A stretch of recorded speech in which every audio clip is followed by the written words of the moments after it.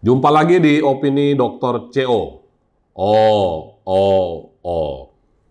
Opers sekalian, pada segmen ini saya akan membahas tentang sugu hati. Opers mungkin belum pernah mendengar sugu hati. Yang sering terdengar adalah ganti rugi atau uang kerohiman. Di PTPN 3 di dalam Standar Operasional Prosedur atau SOP atau Instruksi Kerja atau Pedoman Kerja itu dikenal istilah sugu hati. Opers sekalian, sugu hati ini digunakan sebagai instrumen untuk menyelesaikan atau mengurai permasalahan agraria dan pertanahan di PTPN. Apa itu sugu hati? Sugu hati adalah bentuk perhatian dari PTPN untuk menyelesaikan masalah pertanahan dengan masyarakat penggarap dalam bentuk uang pengganti bangunan dan tanaman yang ada di atas tanah. Jadi bukan untuk pergantian tanah. Opers sekalian, penggantian bangunan atau tanaman yang ada di atas tanah semata-mata hanya menunjukkan bahwa PTPN ini sangat memperhatikan kebutuhan kepentingan dari masyarakat yang sudah memiliki bangunan atau bangunan dan tanaman yang ada di atas tanah tersebut. Opers sekalian, sugu hati ini tidak semata-mata diberikan tanpa ada dasar atau landasannya. Sugu hati ini ditetapkan terlebih dahulu dengan penghitungan dari Kantor Jasa Penilai Publik atau KJPP yang tentu saja wajib bersertifikat, sehingga nantinya PTPN akan menyerahkan berdasarkan penilaian yang dilakukan oleh kantor KJPP.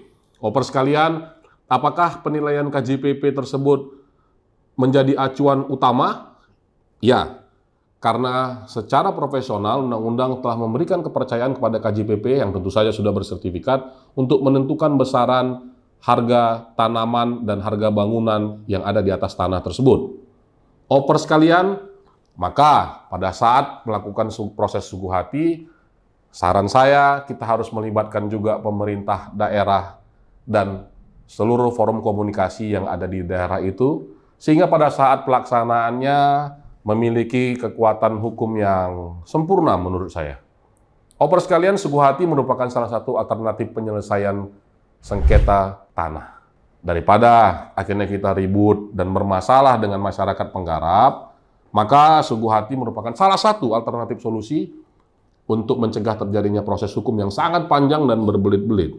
Tentu saja hal tersebut juga belum tentu memuaskan.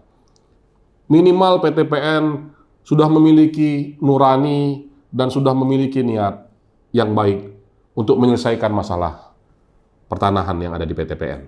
Opers sekalian, pertanyaannya, apakah kita dapat mengganti dengan sugu hati terhadap tanah? Maka jawabannya adalah tidak.